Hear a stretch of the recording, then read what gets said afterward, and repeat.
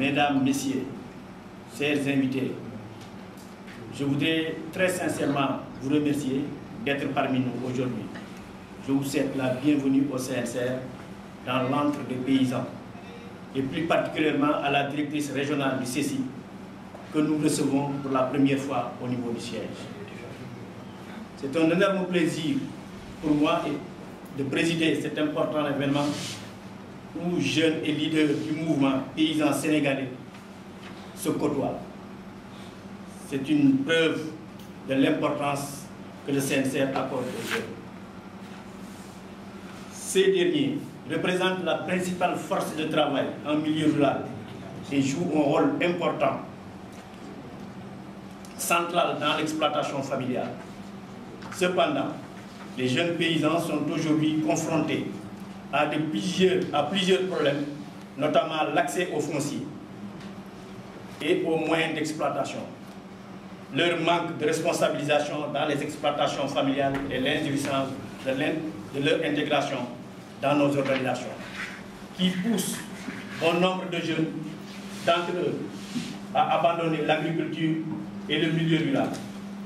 Ces conditions à long terme pourraient compromettre le renouvellement de nos générations d'agriculteurs et donc notre agriculture et notre sécurité alimentaire.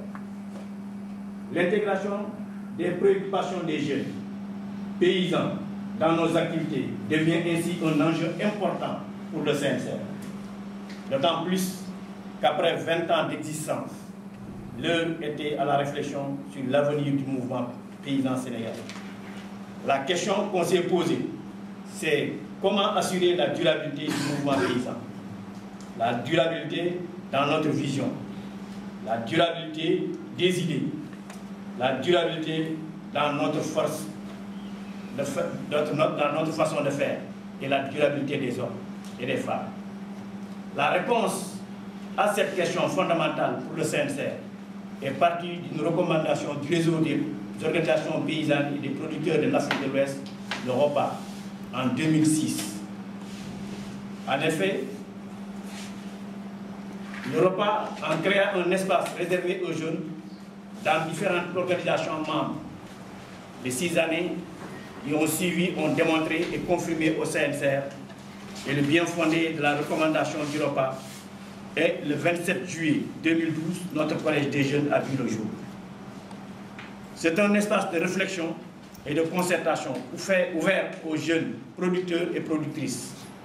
Il constitue également un lien d'apprentissage pour la jeunesse paysanne. Condition sine qua non pour préparer une relève avertie. Conscient de cela, le collège donne une importance capitale à la formation de ses membres. Cependant, préparer une relève requiert bien plus que des sessions de formation classiques. Raison pour laquelle un important programme appelé Nyangan a été lancé en juin dernier. Celui-ci vise à travers l'approche du mentorat à former et préparer les jeunes à devenir de bons acteurs du mouvement paysan sénégalais en développant en eux des valeurs d'un bon leader. Cela devrait permettre également à renforcer les liens existants entre les jeunes paysans et leurs aînés. Les séances de discussion et de partage bilatéraux devraient permettre aux jeunes de renforcer les liens qui existent entre eux et leurs aînés et de comprendre les fondations du mouvement paysan, développant en eux un sentiment d'appartenance plus fort. Par l'intermédiaire de ce programme, ce qui est né à sa première édition, le CNCR entend former un noyau de jeunes acteurs qui seront au service du mouvement paysan à travers leurs organisations respectives. Je pense que ça aussi le CNCR l'a déjà senti à travers cette création du Collège des jeunes, à travers la sous-région, à travers l'Afrique tout entière. Parce que nous sommes donc la dernière organisation qui a créé ce mouvement, ce collège, cet espace de dialogue et de concertation pour permettre à nos jeunes, en tout cas, d'avoir un sentiment d'apprentissage, un esprit de veille et d'alerte par rapport à leurs aînés. Et je pense que le moment est bienvenu parce que toutes les organisations de la sous-région nous demandent comment nous avons fait pour mettre en place un collège de jeunes aussi dynamique, aussi pertinent et compréhensif par rapport aux leaders. Donc nous pensons ici au niveau du CNCR, en tout cas la relève est en train d'être assurée par des jeunes issus des organisations de base, des organisations paysannes à travers des filières qu'on pourrait en tout cas mettre en exergue pour mettre en place en cohérence une vraie chaîne de valeur à travers un mécanisme que nous avons installé et une organisation dans le processus qui est la scolaire. Après 15 semaines d'échanges entre mentors et mentorés, 15 semaines d'apprentissage et de formation, nous voici arrivés à la journée de restitution. Et nous pensons que ces problèmes qui ont été relevés tout à l'heure à travers Bakary et à travers Madame la directrice, je pense que ce sont des problèmes aussi préoccupants au niveau du monde rural sénégalais, au niveau du monde rural africain. Et je pense au niveau mondial, ce sont des préoccupations majeures parce que ce que vous avez énuméré tout à l'heure et que vous avez identifié au Canada, donc, et ce que vous avez senti en matière de dégradation des fermes et de la fermeture de ces fermes, 10% à travers à peu près 22 000 fermes.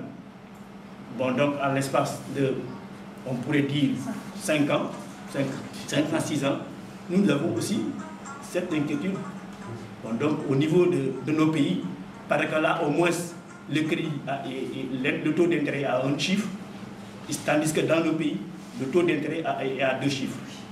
Donc le taux le plus bas se trouve, par exemple, au niveau du Sénégal, entre 12,50, 7,50 et 12,50, mais les taux les plus élevés, c'est dans la sous-région et en Afrique, entre 22 et 30% de taux d'intérêt. On ne peut pas développer une agriculture, donc un fermier ne peut pas en tout cas investir dans le long terme. Je pense que ce sont des investissements à court terme, à court et moyen terme. Donc je pense que, en tout cas, il y a des inquiétudes aussi à ce niveau-là. Nous voici arrivés à la journée de restitution. Donc, mesdames, messieurs, je vous invite à suivre un rappel du programme et de ses objectifs avant de passer à la restitution des mentorés.